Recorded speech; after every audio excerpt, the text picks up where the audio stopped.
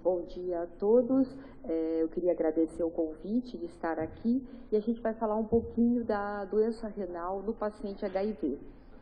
Bom, o rim é um reservatório do vírus, então a gente pode ver que isso é uma hibridização in situ, mostrando que o vírus pode estar tanto em glomérulo, quanto em túbulos, quanto no interstício, né?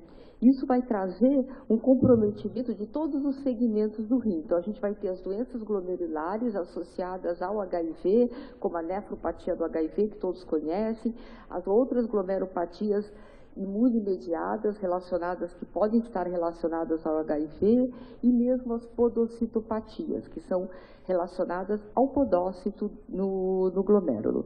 A gente tem as alterações tubulares, como a própria necrose tubular aguda, doença de Fanconi e as doenças intersticiais. Então, o HIV ele pode acometer todos os segmentos aí do néfron.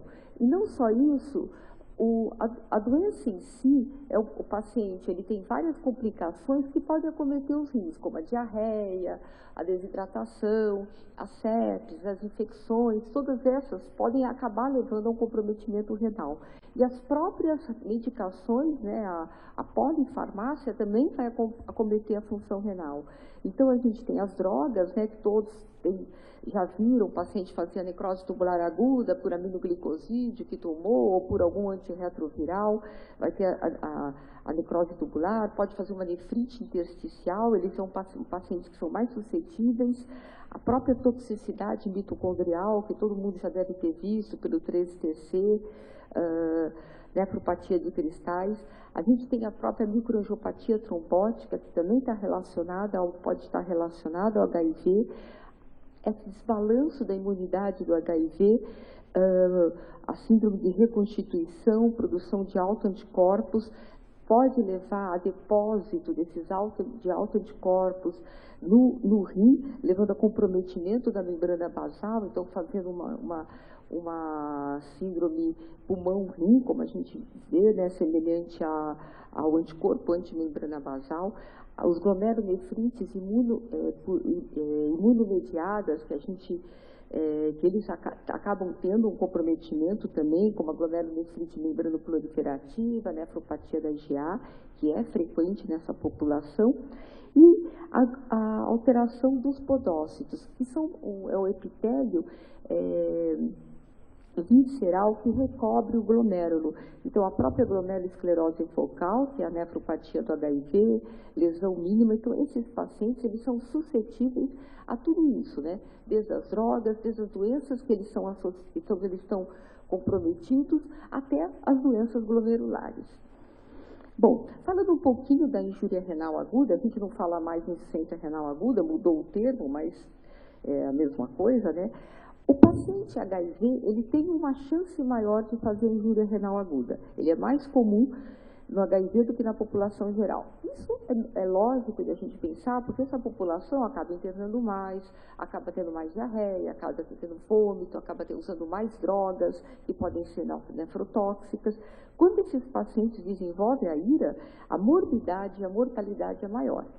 Então, eles são pacientes que são mais suscetíveis, têm mais chance de ter, e tem uma morbidade e mortalidade maior. Além disso, comparado com a população geral que faz a IRA, a chance de não recuperar a função renal também é maior nessa população.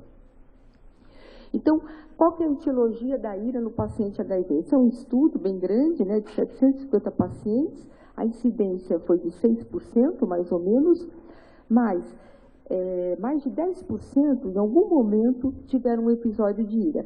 E as causas da IRA são as causas que a gente geralmente está habituado a ver. Diarreia, esses pacientes podem fazer insuficiência cardíaca, eles podem ser co-infectados pela hepatite C, podem fazer a síndrome hepatorrenal, cirrose, eles fazem mais sepsis, infecção, a necrose tubular aguda por nefrotoxicidade, como nós falamos, eles vão ser submetidos a exames, a mais quantidade de exames, então recebem muito mais contraste, e o contraste também é nefrotóxico. E a gente tem as próprias doenças obstrutivas, eles podem fazer tumores, que comprometem os ureteres, que comprometem a bexiga e levando a uma ira pós-renal. Interessante ver que quando o paciente não é tratado por HIV, então isso é um estudo que mostra que a incidência de ira foi 10 vezes maior nos pacientes que ainda não estavam sendo tratados. Isso é, que tem uma carga viral mais alta. Nos primeiros 3 meses do tratamento, eles tiveram mais incidência de ira, e depois, com o tratamento, isso reduziu. Quais são os fatores de risco, né, para o paciente desenvolver ira? Então, os pacientes que são usuários de droga, eles têm um risco maior. Os pacientes que têm um CD4 mais baixo, como a gente viu, o rim é um reservatório do vírus. Então, todo paciente que não é tratado, que tem uma carga viral alta, um CD4 mais baixo, ele está mais predisposto a qualquer infecção, a qualquer comprometimento renal. Então, esses pacientes que fizeram mais ira, né, comparando todos os pacientes HIV, comparando os que fizeram e os que não fizeram ira, ter um CD4 mais baixo foi fator de risco, ter doença definidora de AIDS e ter a coinfecção com hepatite C. E para os fatores de risco para um paciente desenvolver ira, né, uma paciente HIV desenvolver ira internado, na verdade, são muito semelhantes aos fatores de risco de uma população geral, né? Ele ser diabético, ele já ter doença renal crônica, isso mesmo para a população geral, quando interna, se ele já tem diabetes, se ele já tem doença renal, lógico que eles têm mais chance de fazer ira. Isso para a população geral, para qualquer paciente que interna, e também para o HIV. Então, ter diabetes, ter doença renal já, ser cirrótico, ter hepatite e ter, obviamente, insuficiência hepática, eles vão ter uma chance maior de fazer ira. Só que a mortalidade hospitalar, quando ele faz ira, é muito maior. Então, a ira foi associada a um aumento de mortalidade em 6 vezes para o paciente HIV. Nos pacientes ambulatoriais, 50% dos eventos de ira estavam associados à infecção. Então, se o paciente tem uma infecção, ele acaba podendo evoluir com ira também. E 1/3 estava relacionado à nefrotoxicidade. E também, novamente, fazer ira com os pacientes que têm um CD4 mais baixo e uma carga viral mais alta. Na população geral, mesmo em pacientes normais, que não têm o HIV, se eles fazem ira, isso aumenta muito as comorbidades do paciente com os outros órgãos. Então, a gente fala, né, nós nefrologistas, que a ira, a pessoa, ela não morre com a ira, ela morre da ira. E o paciente fazer ira acaba comprometendo sistemicamente todos os órgãos. Isso já é para qualquer população. Então, ter um episódio de ira na sua vida, isso vai comprometer a sua vida futura. E mesmo no paciente HIV, isso também é verdade, né? Então, quando o paciente precisou de diálise nesse episódio de ira, ele foi ter a longo prazo mais insuficiência cardíaca, mais doença cardiovascular. Obviamente, ele teve uma chance maior de fazer doença renal crônica e aumenta a chance de morrer. Com relação à nefrotoxicidade, eu vou falar, quando a gente vai falar todas as medicações que podem causar, que são nefrotóxicas, a gente ia ficar falando o dia inteiro, 3 dias, porque muitas das medicações, mas só falando um pouco do tenofovir, que é uma excelente droga para tratar a AIDS, mas ele também está relacionado com a ira e com a progressão da doença renal. O tenofovir, isso é um estudo que a gente publicou, ele faz, como todo mundo sabe, uma síndrome de Fanconi. Isso significa o quê? Que você tem uma lesão de túbulo proximal e o tenofovir, ele diminui a expressão da sódio-fósforo, que é um cotransportador que reabsorve fósforo no túbulo proximal, portanto, diminui a fosfatúria. Então, esses pacientes vão ter uma fosfatúria maior, eles vão ter uma poliúria, porque eles não reabsorvem tanta água no túbulo proximal, eles podem ter glicosúria, podem ter hipocalemia e acidose tubular renal, né, do tipo proximal. Isso também é uma monografia que, quando trabalhava no Emílio Ribas, a gente mostrou que a maioria dos pacientes, os pacientes que tomavam tenofovir, eles tinham um cálcio um pouquinho mais baixo, o fósforo mais baixo e a fração de excreção de fósforo mais alta. Então, e a nossa recomendação é que não seja suspenso o tenofovir se ele está sendo eficaz para o tratamento só pela síndrome de Fanconi. O que a gente faz é corrigir os distúrbios. Então, se o paciente tem uma hipocalemia, a gente vai corrigir o potássio. Se ele tem a hipofosfatemia, a gente tenta repor fosfato, aumentar a dieta rica em fósforo, mas isso não é uma indicação para a suspensão da droga. Agora, o tenofovir, além da síndrome de Fanconi, além de ele estar relacionado também por causar ira, ele aumenta a chance da progressão da doença renal para a doença renal crônica. Então, isso foi um grande estudo, o EuroAIDS, que estudou, né, a progressão de doença renal. Eles acompanharam um número bem grande de pacientes e eles viram que a cada ano adicional de exposição aumentava 16% a incidência de doença renal crônica. E o atazanavir também, e quando havia uma associação de atazana e tenofovir, o aumento chegou a ser de 40% de ano adicional de exposição. Então quando que eu devo tirar o tenofovir? Aqui de novo, né, esse estudo EuroAIDS mostrando que cada ano de exposição ao tenofovir aumenta a chance de evoluir para a doença renal crônica. Isso é um outro estudo, né, teve o EuroAIDS, esse é um estudo nos Estados Unidos, que também estudaram a progressão de doença renal e viram que por ano de exposição ao tenofovir, aumento de proteinúria, né, isso é bem descrito, e aumento de 33% no risco de doença renal crônica.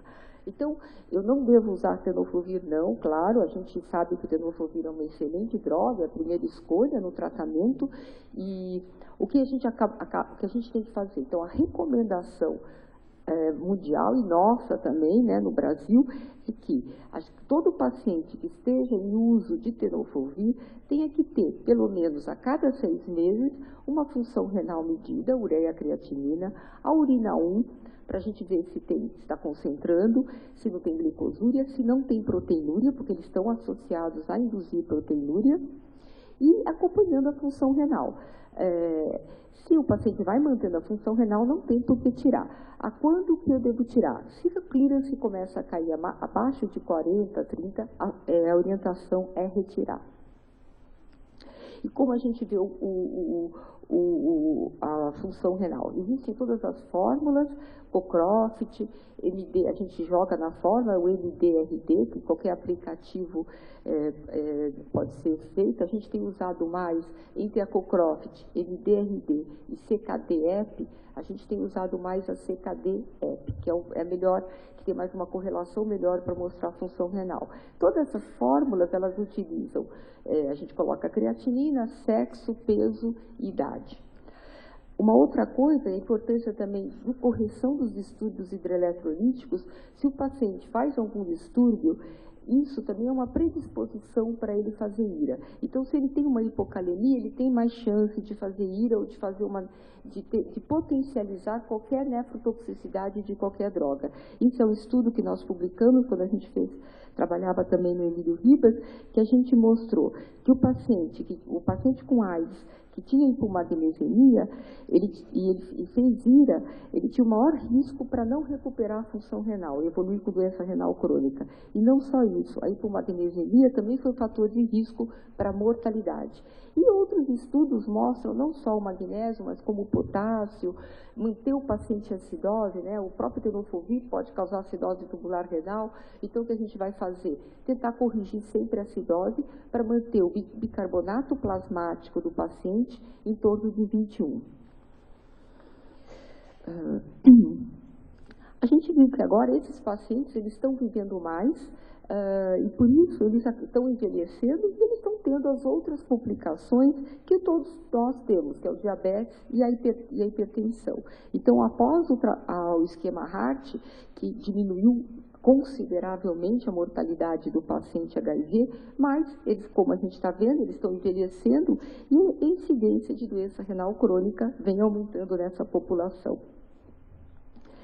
E quais são os fatores de risco para evoluir para a doença renal crônica? Ter tido um episódio de IRA, isso não só para o paciente, para todo mundo, né, para a população geral, e as fatores de risco que para qualquer pessoa, ter diabetes, ter hipertensão, é um fator de risco para progredir para doença renal crônica. Ter o CD4 baixo também é um fator de risco. Então, isso mostra a importância desses pacientes tratarem, e ao contrário, né, como a gente viu, a excelente palestra do professor Augusto, do cérebro, o rim, ele consegue responder muito bem ao tratamento. Eu vou pular essa parte da terapia intensiva e vou falar só um pouco das glomerulopatias associadas ao HIV. É lógico, quando o paciente evolui com uma proteinúria, perda rápida de função, vale a pena biopsiar? Sim, vale a pena biopsiar. Por quê? Porque a nefropatia do HIV acomete só 50% das glomerulopatias. E como que é o tratamento da nefropatia do HIV? É o tratamento do HIV. E realmente tratar o HIV, você consegue tratar a doença, a glomerulosclerose focal. É lógico, dependendo de quanto já está o estágio de evolução da insuficiência renal desse paciente. Os outros 50% são todas as outras glomerulopatias que podem ser tratadas com corticosteroides, imunossupressores.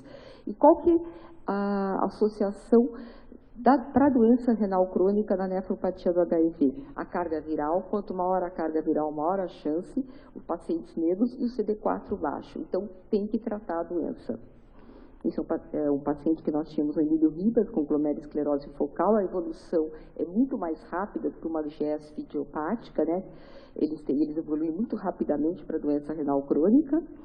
E o tratamento, realmente, o tratamento do HIV é o tratamento para nefropatia. Uma outra coisa que vale a pena para esses pacientes com proteinúria e nefropatia do HIV, e não só para a nefropatia do HIV, mas para as outras glomerulopatias também, é associar os inibidores da enzima de conversão, né? O captopril e nalapril. Por quê? Porque isso melhora a função renal e diminui a proteinúria. Qualquer glomerulopatia, se a gente consegue diminuir a proteinúria, a gente acaba melhorando e diminuindo a progressão para a doença renal crônica. Isso independente se é HIV ou qualquer outro paciente. Então, a nefropatia do HIV está muito relacionada com o tratamento, então isso é uma biópsia de um paciente antes e depois do tratamento, mostrando que há uma melhora muito significativa histológica. Tem relatos de até pacientes que entraram em diálise pela nefropatia do HIV, pela GEST colapsante, e depois que começaram a tratar o HIV, eles saíram da diálise. Isso é descrito e a gente chegou, eu já tive paciente assim. Isso é mostrando, né, uma hibridização in situ antes do tratamento e depois o rim clareando completamente após o tratamento. Mas esses pacientes podem ter outras glomerulopatias, como nefrite lúpica, glomerulonefrite membranoproliferativa, por imunocomplexo. Por quê? Porque eles têm um desbalanço da resposta imune, eles formam imunocomplexos e tudo isso deposita no rim. Por isso que a gente acha que tem que biopsiar quando o paciente evolui com proteinúria, com perda rápida de função, porque essas outras glomerulopatias, lupus-like, a mesma nefropatia da IgA, tem que se recomendar, né, para ir para a nefrologia, porque a gente trata essas glomerulopatias como a gente trata num paciente que tem uma nefropatia da IgA idiopática, com imunossupressor, com corticosteroides. Então, esse é só um estudo que comparou a nefropatia do HIV com as glomerulopatias imunomediadas, e a relação da glomerulopatia imunomediadas, ela não está tão relacionada com o tratamento, né? Então, o CD4 não necessariamente precisa estar tão baixo e a carga viral tão alta, como é com a nefropatia do HIV, que está muito mais relacionada ao não tratamento. E mostrando aqui que a nefropatia do HIV, ela evolui muito mais rápido e tem uma chance maior de evoluir para doença renal crônica se comparar com as outras glomerulopatias imunomediadas. porque a gente consegue tratar e elas têm uma evolução mais lenta para a progressão da doença renal. Bom, é isso. Desculpa ter falado muito rápido. Muito obrigada.